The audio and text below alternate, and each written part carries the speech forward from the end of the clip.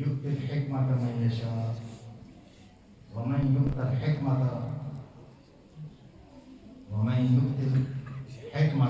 فقد أوتي خيرا كثيرا. قال رسول الله صلى الله عليه وسلم من يرد الله به خيرا يفقهه في الدين أو كما قال عليه الصلاة والسلام. الصلاة والسلام عليك يا سيدي يا رسول الله وعلى آلك وأصحابك يا حبيب الله. اللہ جل مجدہ کا لاکھ لاکھ شکر، اللہ کا احسان، یہ اللہ کی توفیق. اللہ پاک نے ہمیں دل دکھایا، میری آنکھیں ٹھنڈی ہوئی، میرے سر پر تاج آیا. تاج ان کے سروں پر نہیں بلکہ میرے سر پر. الحمدللہ. میں بتانا چاہتا ہوں علماء کرام نے جو گفتگو کی خوب وہی بات ہے کہ سب سے پہلے یہ جو مجھے مبارک باتیں نصیب ہو رہی ہیں ان کے پیچھے ایک ہستی ہے. میں اس سے غافل تھا، مسجد میں کھڑا ہوں، سچی بات بتا دوں، میں اس میں غافل تھا. مرشد کریم نے فرمایا کہ کاش یہ عالم دین ہوتا میرے بارے میں. اس نے ڈاکٹری مکمل کی، اس نے ماسٹر کیا، یہ جنرل سرجن بن گیا، اس نے پی ایچ ڈی کی لیور ٹرانسپلانٹیشن میں. کاش یہ عالم دین ہوتا. 2008 کی بات ہے. پھر 2017 میں آپ نے فرمایا، میں کافی دیر بعد آپ کو ملا، زیارت کی، تو میرا دل تھا آپ کے پاس ہوں. تو حکم ہوا کہ شریعت کے کورس کے لیے نکلا چلیں دوسرے مسجد کے اوپر والے سے. تو میرا دل تھا کہ پھر مرشد مجھے روکیں گے، تو آپ نے فرمایا پڑھتے پڑھا، خود پڑھو اور بچوں کو بھی پڑھاؤ.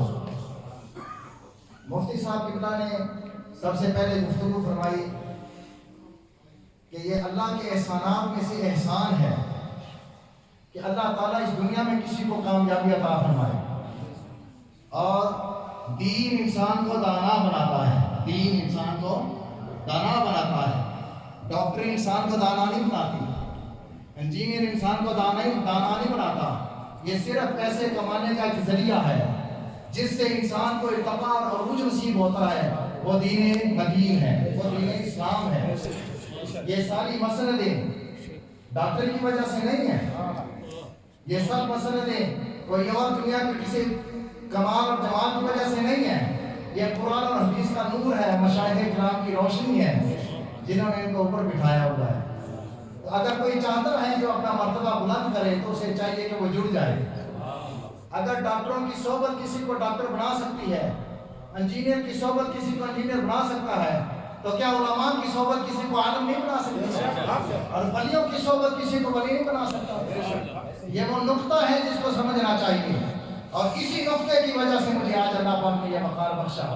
لیکن نقطہ یہ ہے اس سے پہلے کہ میں نے دیکھا، میں بچوں کو پڑھانے کے لیے بٹھایا، بچوں کو سبق دیتا تو وہ یاد نہیں کرتے تھے.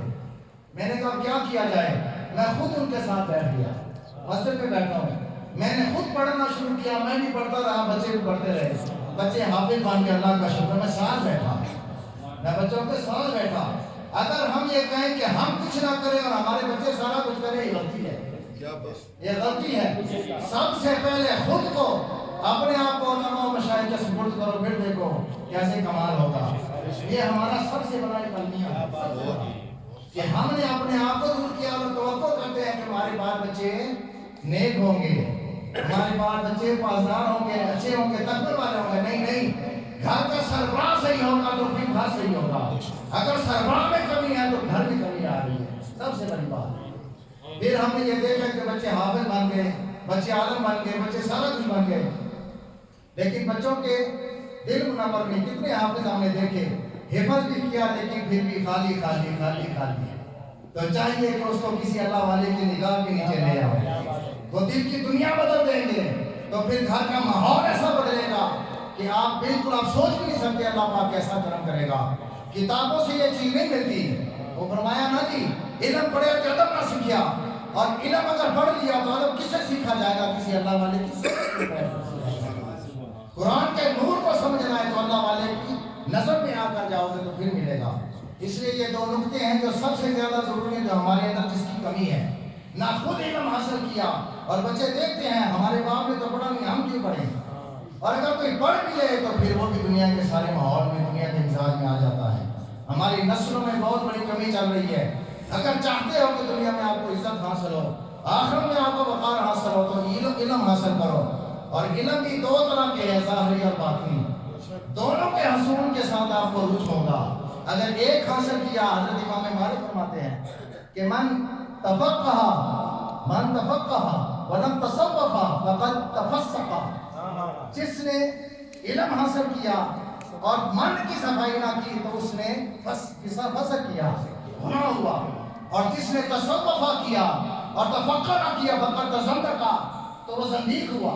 اور زندیق اسے کہتے ہیں کہ باہر سے کلمہ پڑا لیکن اندر کفری عقائد ہیں، اس کا اندر ٹھیک نہیں.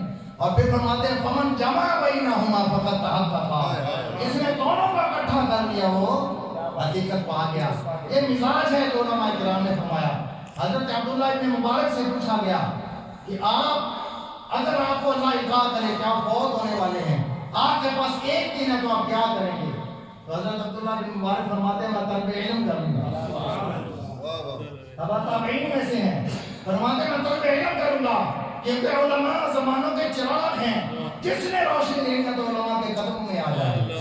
اب ہمارے اندر کیوں تاریخ ہیں، ہمارے گھر کیوں تاریخ ہیں؟ اس لیے کہ گھر کی تاریکی کو دور کرنے کے لیے علماء کرام کی ضرورت ہے، اور من کی تاریکی کو دور کرنے کے لیے اولیاء کرام کی ضرورت ہے. سب سے بڑا نقطہ یہ ہے، سمجھے اس بات کو. اور زندگی دوبارہ نہیں آنی، اسی زندگی میں سارا کچھ آپ نے کرنا ہے. اللہ پاک اپنے فضل و کرم سے آپ کو یہ توفیق بخشے. آج ہی سے یہ عہد کر لیں کہ ہم خود بھی پڑھیں گے، بچوں کو بھی پڑھائیں گے. صرف بطور تحدیث نعمت میں خود مولانا صاحب کے پاس جاتا ہوں، پڑھ کر آتا ہوں، کام کر آتا ہوں. ڈاکٹر صاحب میرے گواہ ہیں. اللہ تعالیٰ ڈاکٹر صاحب کو زندگی عطا فرمائے. یہ میرے محسن بھی ہیں، میرے استاد بھی ہیں. اور آپ لوگوں کا جو میں علاج کرتا ہوں ان میں ان کا بہت بڑا ہاتھ ہے. جو آپ سب کو دوائیاں پہنچتی ہیں نا، یہ ڈاکٹر منصور صاحب کی دوائیاں ہیں. یہ ان کی دوائیاں اللہ تعالیٰ ان کو زندگی دے، صحت دے. تو میں عرض یہ کرنا چاہتا ہوں کہ میں جب اپنا کام کر کے آتا ہوں تو مولانا صاحب کے پاس فٹ میں نے کھانا کھاتا ہوں، پہنچ جاتا ہوں. جو میں خود پڑھتا ہوں پھر آگے بچوں کو پڑھاتا ہوں، خود بچوں کو پڑھاتا ہوں. اس لیے کہ مجھے پتا ہے کہ میری کامیابی اسی میں ہے، میری فلاح اسی میں ہے کہ میں خود اس علم کو حاصل کروں اور بچوں کو بھی دوں. اور پھر مرشد کو جب میں بات عرض کرتا ہوں تو آپ خوش ہوتے ہیں، اور اس سے پھر مجھے مرشد کی محبت نصیب ہوتی ہے. اور آپ نے دیکھ بھی لیا کہ کیسے علماء کرام میں سے پیار کر رہے ہیں. آج آئیں، آج اس مسجد میں وعدہ کرتے ہیں کہ خود بھی علم حاصل کریں گے تو اہلی بات آسائی کیوں نہ ہو. حضور پاک صلی اللہ علیہ وسلم سے حدیث ہے مبارک ہے، اس کا مفہوم یہ ہے کہ عالم بن جاؤ. اگر عالم نہیں بن سکتے تو طالب علم بن جاؤ، اور اگر طالب علم تو نہیں بن سکتے تو علماء کرام سے کی خدمت کرنے والے بن جاؤ. اگر یہ بھی نہ ہو سکے تو علماء کرام سے محبت کرنے والے بن جاؤ. اور اگر یہ بھی نہ ہو تو پانچویں نہ بننا، پانچویں نہ بننا. ان چاروں میں سے اپنے آپ کو لگا لو. اس لیے حضرت علامہ اقبال فرماتے ہیں سینہ روشن ہو تو سوزے سخن عین حیات. سینہ روشن ہو تو سوزے سخن عین حیات. ہونا روشن تو سخن مرگ دوا میں ساتھ. تمنا کرتے دل کی ہو تو کب خدمت فقیروں کی. نہیں ملتا ہے یہ گوہر بادشاہوں کے خزینوں سے. اس لیے ہمیں اگر کوئی دولت چاہیے تو اس لیے یہاں پر آنا پڑے گا. آپ سے میں اگر سوال کروں کہ اگر ایک مہینہ آپ کے پاس زندگی رہ گئی ہے تو بتاؤ کیا کرو گے؟ جن کاموں میں ہم پڑے ہوئے ہیں کیا وہ ہمیں نجات دیں گے؟ کیا ہمیں وہ کامیابی دیں گے؟ کیا ہمیں وہ فلاح کی طرف لے کر جائیں گے؟ کیا ہماری قبریں روشن ہوں گی؟ کیا ہمیں قیامت والے دن سرخروئی نصیب ہوگی؟ کیا اللہ بارگاہ کی بارگاہ اللہ تعالیٰ کی بارگاہ میں جائیں گے؟ کیا ہمیں سرخروئی نصیب ہوگی؟ حضور پاک صلی اللہ علیہ وسلم کس سے خوش ہوتے ہیں؟ سنت رسول دیکھنے سے. اللہ تعالیٰ کس سے خوش ہوتا ہے؟ سنت رسول سے، قرآن پاک کی تلاوت سے. میں نے بچوں کو ایک کہا بچہ دیکھو زندگی میں کامیابی چاہتے ہو تو بیٹا اپنے آپ کو قرآن اور حدیث اور علماء مشائخ کے دامن کے ساتھ جوڑ دو، وابستہ کر دو. جتنے پیوست ہوگے اتنی کامیابی نصیب ہوگی. قرآن ادھار نہیں رکھتا. لجپال ہیں، پھر وہ بھی لجپالی کرتے ہیں. آپ نے ایک وفا کی تو وہ لاکھوں وفائیں کرتے ہیں.